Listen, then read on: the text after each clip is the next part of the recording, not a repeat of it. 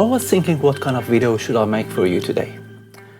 The direction of the video was something that kept my mind busy all day, and I thought, let's do something organic.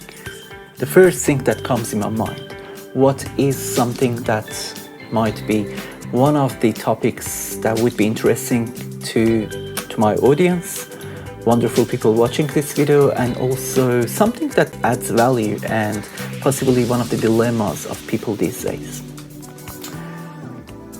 Success is a hot topic, and I'm going to give you a wonderful quote, one of my favorite quotes at the end of this video about success. But success for what?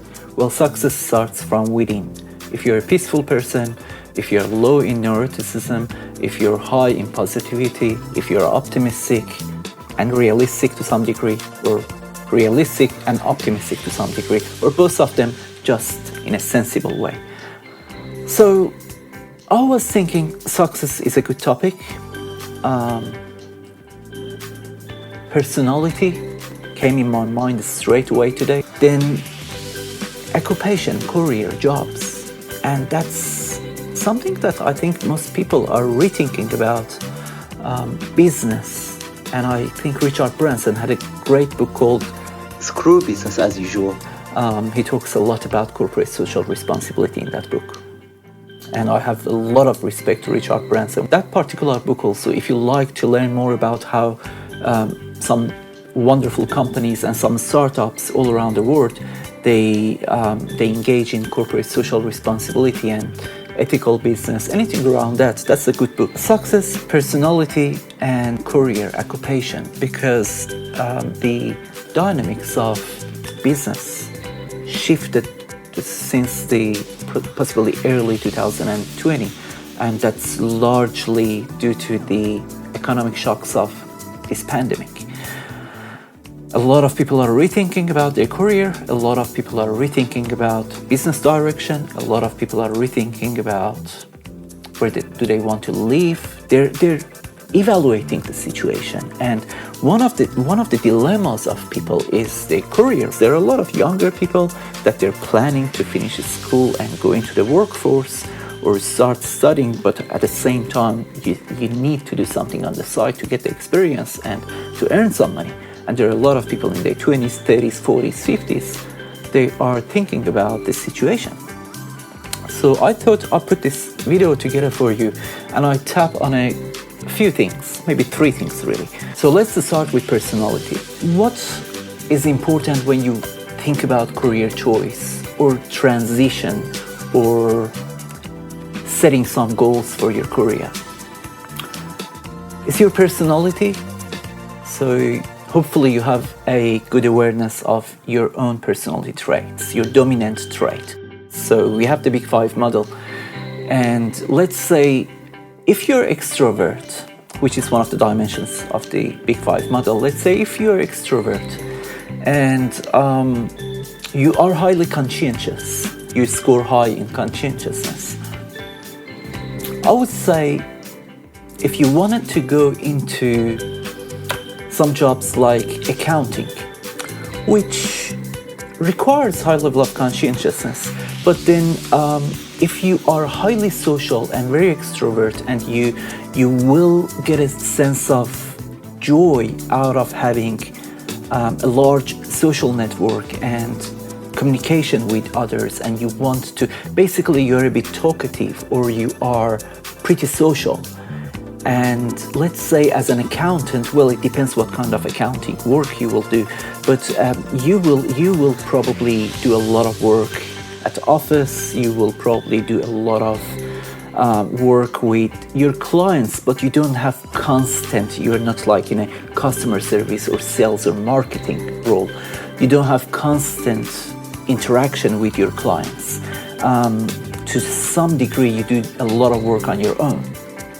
That's where introverts feel usually comfortable with doing, let's say, some accounting work or bookkeeping, anything around that.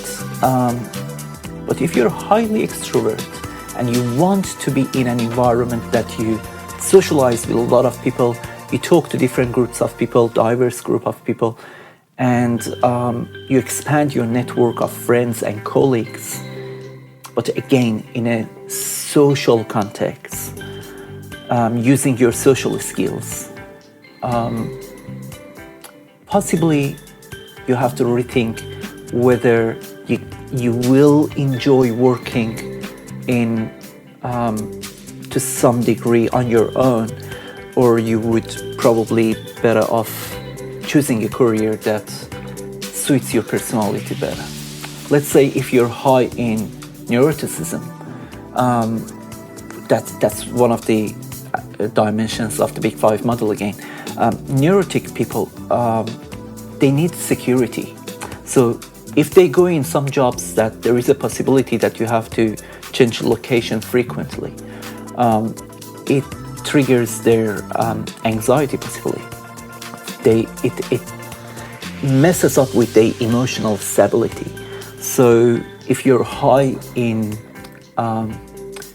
trait neuroticism, you need security. If you're high in extraversion, you need a lot of friends. If you're very, very agreeable, possibly some jobs that it would help if you have agreeable personality. And it's very important that there are a lot of tests that you can do on the internet, and with my clients there's a particular platform that I use to get my clients to do the personality test, and then we start working on it and we analyze what the results says. So I basically interpret that for the client, and we work together to clarify, to define what would be out of clients. Obviously you can't really bank everything on your personality trait in terms of planning for your career. It's just one aspect of it, and it's very good if you're aware of your personality trait and you have kind of a clear vision of where you want to be, but also where you are in terms of your personality, which is to some degree genetic, but to a large degree it's something that you learn from your childhood all the way to when you're an adult, and it's shaped, it's formed, and it's not difficult to change it, but your dominant personality will be very difficult to change that trait. Okay, now talking about career planning, I use a particular model that comes from essential elements of career counseling. Essential elements of career counseling. I have this book in my native language. I've read it in my native language. I've read it in English. The three authors that wrote this book, Norman Amundsen, he is a professor of counseling psychology at the University of British Columbia. He's a Canadian academic, wonderful. He's absolutely brilliant. Joanne Harris Bosby, she's done more than 67 years of contribution in the field of career planning. She's wonderful. She's just amazing. She blows my mind. And Spencer Niles. Spencer Niles, also professor of educational counseling. As far as I remember, I looked at the profile a while ago, possibly a couple of years ago. Spencer is or was the head of department for counseling, guidance, special education at the Pennsylvania State University.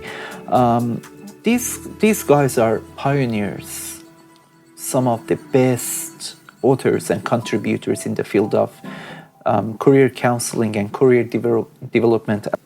Interesting thing that I came across with this particular model, again we are expanding on the talk that we had about personality. Now we are going into occupation choice, which is kind of a simple form of talking about career development or career planning. If you want to talk about it in a more complex form, it would be probably life planning, because literally your career is, huge segment of your life. One of my colleagues, I realized that they have worked on this model, and they have adapted, and I'm sure with permission and everything, they have expanded to something that they provide, I believe, or to my assumption, today's students. They have developed an inventory, a questionnaire. It's wonderful to help you to clarify your career goals, or your to have a vision to define what you're good at. For example, let's start with one of them, because in this model that they have also adapted, and they have expanded it, and they have elements or components such as passion, interests, values, skills, personal style, networks, which in this model is significant. Others here it says networks.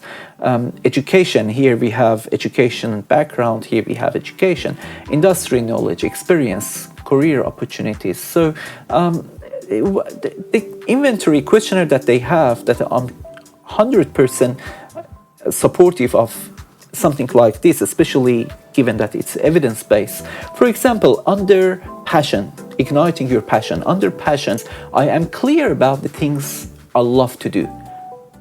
You want to work on this.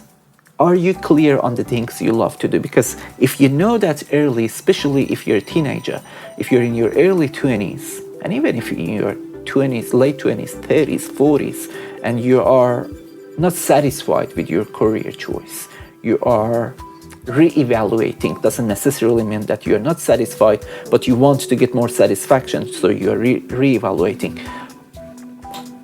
You want to know about things that you love to do. So passion. I have a calling, a drive, a deeply held motivation for something.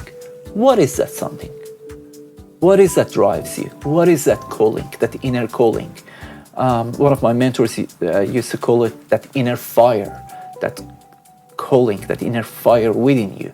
I can describe my dream job. That's wonderful. That's something that I work with all my clients, especially the young ones. What is your dream job? Describe it for me. Maybe there are a few jobs, your dream jobs. Describe it for me. Let's talk about it. As precise as you can. Visualize it. And visualization is part of the work. So let's say under passion again, another one, I can describe my dream job that I said it's extremely important, and maybe it is worth to spend hours and hours and hours and days to work on it, to unpeel different layers of that onion.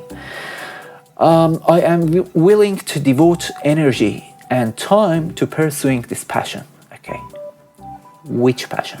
And you're willing to devote energy and time, which is wonderful.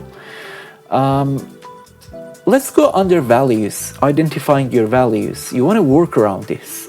I can describe the things that are important to me in life. Again, under values, I am clear about what I value in a job or career. That's wonderful. Articulating your skills, for example. Under skills, I can describe 10 skill areas I can apply in a professional work setting. It's wonderful. Under skills again, I can talk confidently about my unique strengths at any interviews. It's one of the things that I work with my clients. Let me wrap it up with a quote from Henry David Thoreau, one of my favorite quotes from him. And this is a gift that was given to me by one of my mentors. I heard this quote and I printed that in my subconscious mind. It's something that I live it day in and day out, and it's one of my favorite quotes, Henry David Thoreau. If you advance confidently in the direction of your dreams and endeavor to live the life that you have imagined, you will meet with a success unexpected in common hours. This is all about imagination, the power of visualization, and wanting something wholeheartedly, that you go, you do your best, you do the best in your planning, you acquire the skills needed to fulfill that dream into reality. And it doesn't just happen by luck, it doesn't happen by sitting back and wishing somebody would come and knock the door and give you the dream job, or somebody would come and help you to transition from where you are to another position. It requires a lot of work, and you need to have that dedication to gain the skills or experience. Education is very important, and it's not necessarily university education.